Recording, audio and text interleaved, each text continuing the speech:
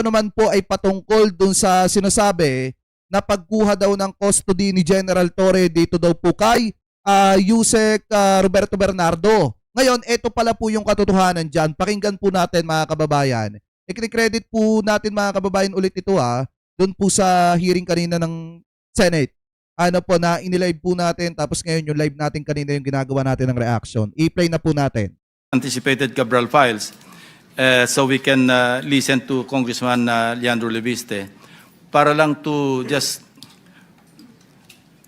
get this out of the way, ano? Yusek Bernardo, Yan. naikwento ninyo na noong nagsisikay ng sanctuary, nagulat kayo na biglang sumulpot si General Nick Torre. Kindly explain to us kung ano yung circumstances. Yes po, Mr. Chair. When I was implicated po dito sa...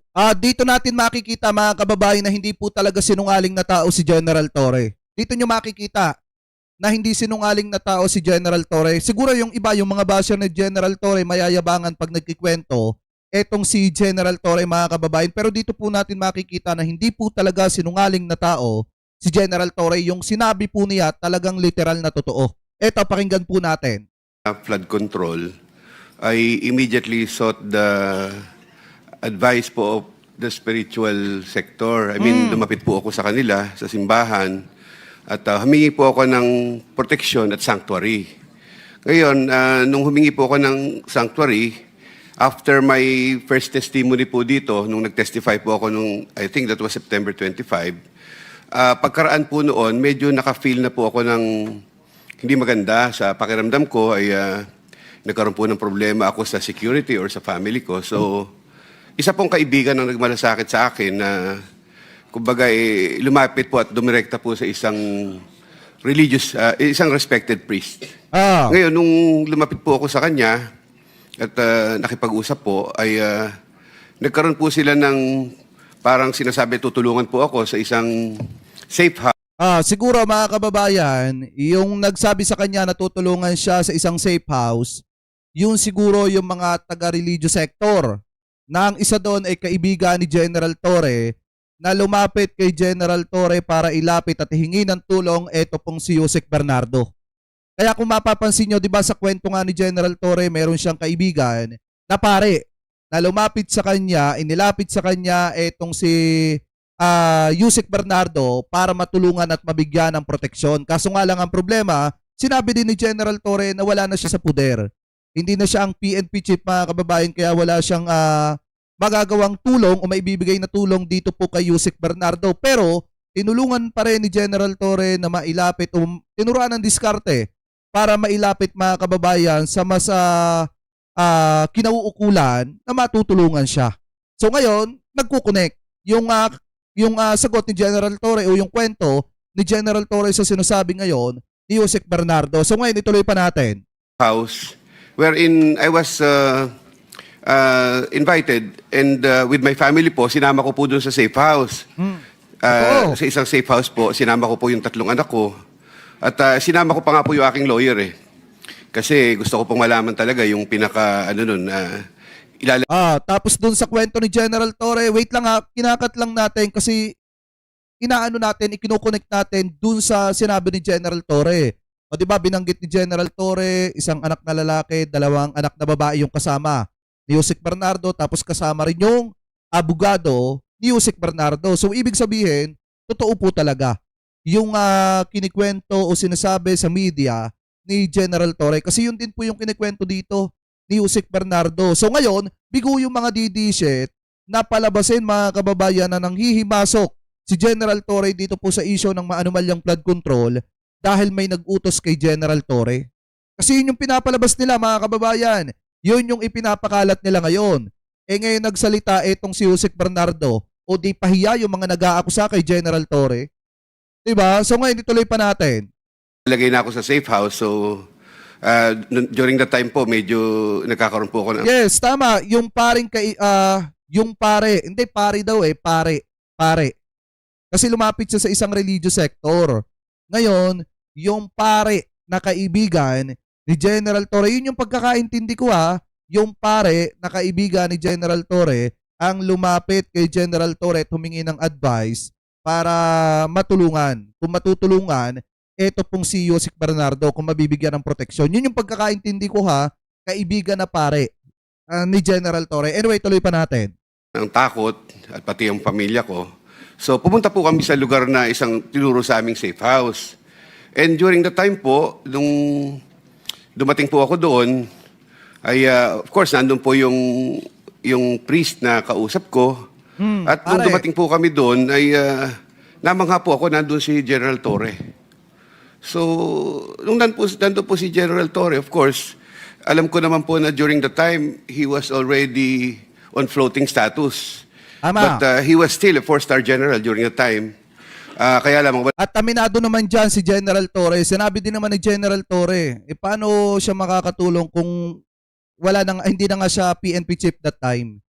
'Di ba? Pero 4-star general pa rin siya, pero hindi na siya PNP chief noong mga panahon na 'yon.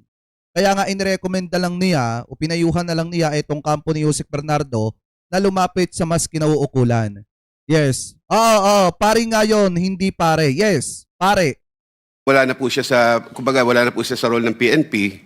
So nakita ko nga po may patrol pa doon sa labas nung safe house eh. Doon sa malayo po doon, hindi naman po malapit. So sinama ko po yung aking 3 anak at kasama po yung aking abogado at kasama po yung priest. Nag-discuss po kami regarding security issues. Kasi po yun lang naman po yung purpose ko to secure my family and myself doon po sa lugar. But nung malaunan po, he told me about the restrictions of yung pong mga bagay na pwedeng gawin sa safe house, mga hindi dapat gawin. So nagkaroon po ako ng, nag-iisip po ako noon. Sabi ko, siyempre, Wait lang, sabi ni Ma'am Lynn Mariano, napanood ko yung explanation ni General Torre na friend niya yung price. Oo, yung pare. Hindi pare ha, hindi paring kaibigan. Pare. Ano po, father, sa madalit salita, yung father na kaibigan ni General Torre. Na kung saan lumapit sa kanya, humingi ng advice, ng tulong para dito sa proteksyon ni General ni Yusek Bernardo. Yun yung pagkakaintindi ko. Pakitama na lamang po ko kung ako po ay mali. I need to consult with my family kasi 3 anak ko lang po yung kasama ko doon. So nung nagpaalam po ako because during the time po I'll be having my check-up. Kailangan ko po magpa-check up sapagkat meron po akong problema sa sinus. So during that time po nagpaalam po ako na sabi ko maybe I can go back after 2 days kasi magpapa-check up naman po ako and I will be seeking the help of my own security. Ako na lang po yung gaganap mismo at nangako po ako na babalik po ako after 2 days. But after 2 days po, ay napag-anuan po namin that for the meantime, medyo nabigla din po kasi mga anak ko dahil siyempre po nanibago po sa sitwasyon namin at marami pong events na nangyari. So hindi na po ako bumalik doon. So ang ginawa ko po ay parang naputol na yung aking communication after that time. So hindi na po ako nagbalik doon. Was he following up? Bakit hindi ka na bumalik? I think meron pong during that time, I've got his number po. Doon sa araw na yon, nung gabi po na yon, at nagte-text po siya, kinukumusta po ako ni General. So sabi naman po, okay naman ako. But after that po, I decided to reset my phone. Yeah, ang pagtataka ko lang, hindi ba nag-occur sa'yo under whose authority and in what capacity could General Torre provide security para sa iyo? Medyo nag-isip din po ako noon while ako naman po buuan tiwala ko because of my spiritual advisor, yung pong yung pari po nakausap ko. So, ako naman po Parehas din sila ni General Torre na hindi pinangalanan yung pare, yung father, nakausap ni Yusek Bernardo, mga kababayan. Ganon din naman kay General Torre, yung kwento ni General Torre, hindi niya din pinangalanan yung kaibigan niya na pare. Ano po, mga kababayan. At ang isa pa dito, kung mapapansin po ninyo, dito talaga ako mas lalong bumilib kay General Torre. Kasi alam nyo, yung mga DDC talaga gumagawa ng pagkakataon yan para mabutasan itong si General Torre. At ito na nga yung pagkakataon dapat nila. Kaso ang problema, wala talagang yung sinabi ni General Torre, tumutugma sa kwento. Tumutugma sa kwento mismo ni Yusek Bernardo at tumutugma din dun sa balita na lumabas noong November, mga kababayan, November 25 I think, yung binasa natin, tinalakay natin. So ngayon, wala silang maibutas kay General Torre kasi nung na-interview etong si General Torre after po ng hearing nila, paghaharap nila ni Kibuloy, talagang yung ikinuwento ni General Torre, yung paglalahad niya doon, pagde-describe niya kung paano lumapit sa kanya yung kaibigan niyang pare para ilapit itong si Yusek Bernardo, tumutugma mismo ngayon dito. So ibig sabihin mga kababayan, talagang sa mga senaryo ng tawag dito ng katotohanan, talagang mapapagkatiwalaan natin si General Torre kasi nagsasabi siya ng totoo. Ano po mga kababayan? Anyway, tuloy pa natin. Nag-iisip din po ako mabuti doon kasi during the time po that we were talking, palabas-labas po siya at may tinatawagan. Hindi, nasa kanya na.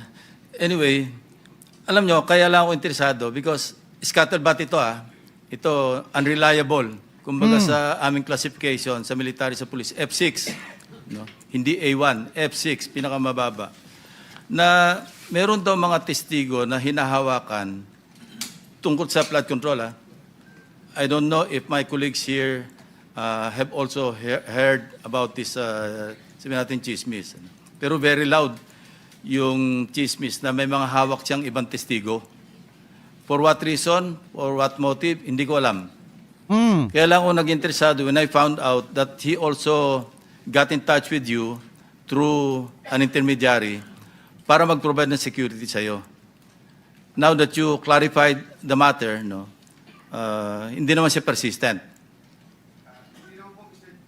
Hindi naman po, Mr. Chair, kasi diba? after that po, syempre po, doon po sa, may mga pinararating din ako doon sa aking spiritual advisor, doon po sa, tumutulong sa akin. And I think ang pinarating po sa akin, they were praying with, pinapagdasal po nila ako, ganun. So ako naman po, on my part, nung nayari na po yon, hindi ko po alam yung, Mr. Chair, hindi ko po alam yung ganung purpose, kung mayroong purpose sa akin na but definitely, during the time po, I was in the process of applying for the WPP. Nasa Witness Protection Program application na po ako. And I think, doon naman po, yung akin naman po pagpunta ron, wala pong legality, halimbawa po yung sila po yung magko-control sa akin. Hindi ko po yun dahil ako naman I was with the DOJ seeking clearance and At sa that DOJ. time kasi you were already under evaluation. Yes po, Mr. Chair. Medyo positive naman yung response ng DOJ sa application mo. Yes po, Mr. So I Chair. was just wondering, bakit kailangan humingi pa ng protection outside of the WPP? Mr. Chair, ang pinaka-purpose... Hindi ka naman pwedeng bigyan ng immunity dun. No. Mr. Chair, ang akin pong paglapit sa simbahan ay for my family security at sa akin po. At saka po purely spiritual advice. Hindi po dun sa talagang, although they offered me a sanctuary na siyang safe house, pero hindi po yun ang lapit ko sa kanila. Hindi naman po ganun. Yes, Senator Pangilinan. So ibig sabihin mga kababayan, ito cut na natin dyan So maliwanag dito, hindi siya hinaras ni General Torre, hindi na siya pinilit nung umalis siya at nag-reset ng kanyang phone. Kasi 'di ba nung una kinukumusta pa daw siya ni General Torre pero kalaunan inireset na niya yung kanyang phone. Siguro nagpalit na siya ng phone number niya at buhat noon wala nang mga pamimilit o wala nang sa madalit salita, hinayaan na siya ni General Torre. Kasi nga mga kababayan, tama naman yung sinasabi din ni General Torre. Ano ba ako sa buhay niya? Parang ganoon mga kababayan Ano ba yung papel ko sa buhay niya? Hindi naman daw siya totally ka-close ni General Torre, hindi naman daw siya nakakausap ni General Torre. Nagkataon lang talaga, story short, inilapit itong si Yusek Bernardo ng kaibigang pare ni General Torre sa kanya. Diba? Yan yung sabi mismo ni General Torre. Kaya ako mga kababayan, sa totoo lang, mas lalo akong bumilib talaga kay General Torre nung nagtugma yung kwento niya dun sa lumabas na balita nung November at dito sa kwento ngayon ni Yusek Bernardo. Ibig sabihin, napakatotoong tao talaga ni General Torre. Mga kababayan, at hindi na rin nakakapagtaka kung bakit pinagkatiwalaan siya ng gobyerno ni PBBM dahil nga sa totoong tao siya. Oo, kung titingnan nyo, kung papansinin nyo, inis na inis talaga yung mga didishit at nayayabangan pag nagsasalita. Etong si General Torre. Pero iba kasi mga kababayan eh. Yung kanya, oo, mayabang nga pakinggan pagka ikaw ay isang didishit, pero aminin man nila or hindi sa kanilang sarili, totoo kapag ka nagsalita, ito pong si General Torre. Maliwanag yung pagkakapaliwanag niya sa kung paano lumapit sa kanya yung kaibigan niyang pare para ilapit at mabigyan ng proteksyon etong si Yusek Bernardo, mga kababayan. Pero kayo, kung kayong tatanungin, ano po ang masasabi ninyo hinggil po dito sa paglalarawang yan ni Yusek Bernardo? Comment below na lamang po kung ano pong opinion, komento po ninyo hinggil po dyan.